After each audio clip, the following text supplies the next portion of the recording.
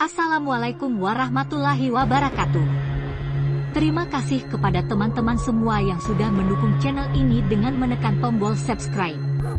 Saya doakan semoga Allah Subhanahu wa Ta'ala senantiasa membukakan pintu rezeki yang luas, memudahkan segala urusan kalian, dan memberikan keberkahan dalam setiap langkah kehidupan. Amin ya Rabbal Alamin. Tanpa berlama-lama lagi, mari kita mulai videonya. Dika, seorang jurnalis muda, menerima tugas untuk menulis artikel tentang sebuah desa terpencil di pinggiran hutan. Desa itu dikenal dengan sejarahnya yang kelam dan beberapa mitos aneh yang beredar di kalangan penduduk kota. Namun, setelah beberapa penduduk desa mulai menghilang dalam beberapa tahun terakhir, desa itu mulai ditinggalkan. Tidak banyak yang tahu alasan sesungguhnya.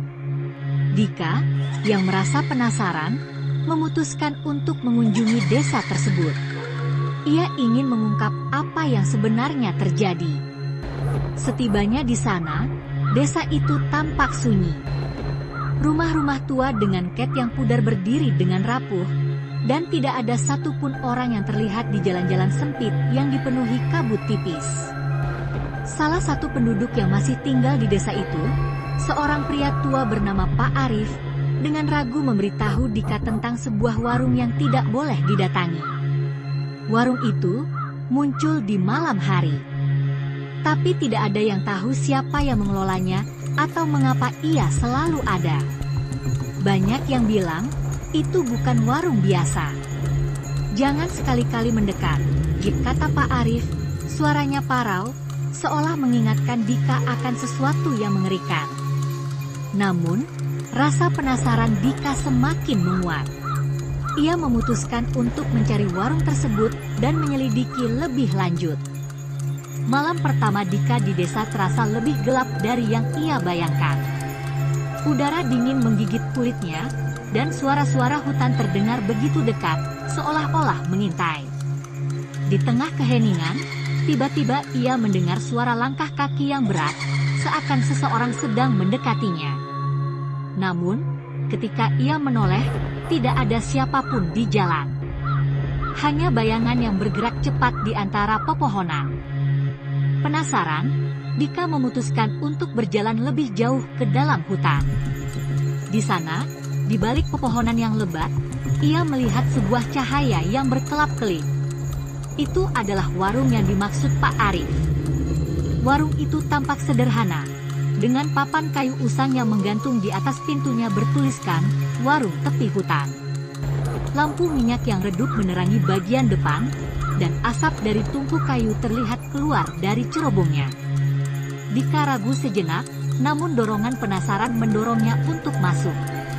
Begitu ia melangkah ke dalam, suasana menjadi semakin aneh. Warung itu lebih besar dari yang terlihat dari luar, dan meskipun tampak seperti warung yang terlupakan, ada kehangatan yang aneh di dalamnya. Seorang wanita tua dengan wajah kusam dan keriput dalam-dalam duduk di belakang meja kayu. Matanya yang tajam mengamati Dika dengan pandangan yang dalam, seolah ia sudah mengetahui alasan kedatangan Dika. "Selamat datang," wanita itu berkata dengan suara serak. "Apa yang bisa aku bantu?" Dika merasa ada sesuatu yang ganjil, tetapi ia berusaha tetap tenang. Ia memesan secangkir teh, berharap bisa mendapatkan lebih banyak informasi dari wanita tua itu.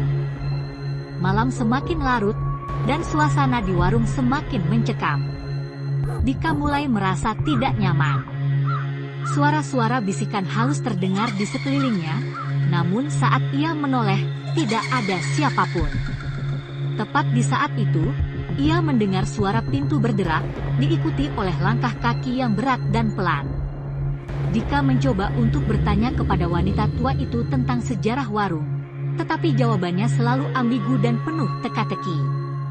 "Warung ini telah ada sejak dulu," kata wanita itu dengan senyum tipis, "tapi tidak semua orang bisa datang ke sini. Hanya mereka yang dipilih."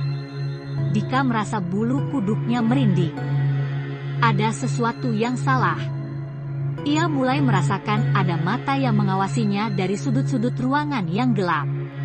Saat ia bangkit untuk pergi, pintu warung itu tiba-tiba tertutup dengan keras. Dika berlari menuju pintu, mencoba membuka, tetapi pintu itu terasa kaku, seolah ada sesuatu yang menahannya dari luar. Pada saat yang sama, ia mendengar suara aneh yang datang dari dapur warung. Suara itu seperti derak kayu yang patah, diikuti oleh suara geraman rendah yang memekakkan telinga. Dika menahan napas, mencoba mencerna apa yang baru saja ia dengar. Ia mendekati dapur dengan hati-hati. Dika memberanikan diri untuk membuka pintu dapur. Di sana, ia melihat sebuah pemandangan yang mengerikan. Di atas meja kayu, ada beberapa benda aneh yang tersebar. Sebuah boneka tua yang terlihat seperti manusia, beberapa potongan kain berlumuran darah, dan sebatang kayu yang dipahat dengan simbol-simbol aneh. Di sudut ruangan, sebuah cermin retak mencerminkan bayangan samar-samar yang bergerak. Tiba-tiba, sosok wanita tua itu muncul di belakangnya. Wajahnya berubah, senyumnya semakin lebar, matanya mulai bersinar aneh. "Kamu tidak seharusnya datang ke sini," dikatanya. Suaranya kini lebih seperti bisikan yang menyeramkan. Dika mundur, tetapi saat ia mencoba kembali menuju pintu, warung itu mulai berubah. Dinding-dindingnya mulai mengkerut, dan ruangan itu semakin gelap, dipenuhi dengan bayangan yang bergerak dengan cepat, seolah ingin menangkapnya. Dalam ketakutan, Dika berlari, namun setiap jalan yang ia tempuh hanya membawa ia kembali ke tempat yang sama. Dika terbangun di pagi hari, terbaring di luar warung, dikelilingi oleh hutan yang tampak lebih lebat dan mencekam. Namun, ada yang berbeda. Warung itu tidak ada lagi. Hanya ada sebatang pohon besar yang menghalangi jalan. Ia berlari menuju desa, tetapi ketika bertanya kepada penduduk tentang warung itu, mereka hanya menatapnya bingung. Tidak ada yang tahu apa yang ia maksud. Mereka bahkan tidak mengenal nama warung itu. Dika merasa bingung dan ketakutan. Tidak ada yang mengingat apa yang terjadi malam itu, kecuali dia. Namun, saat ia kembali ke tempat tidur di penginapannya, ia menemukan sepotong kertas kecil yang tergeletak di meja. Di kertas itu tertulis, "Kamu sudah terpilih. Kembali ke warung, atau semuanya akan hilang."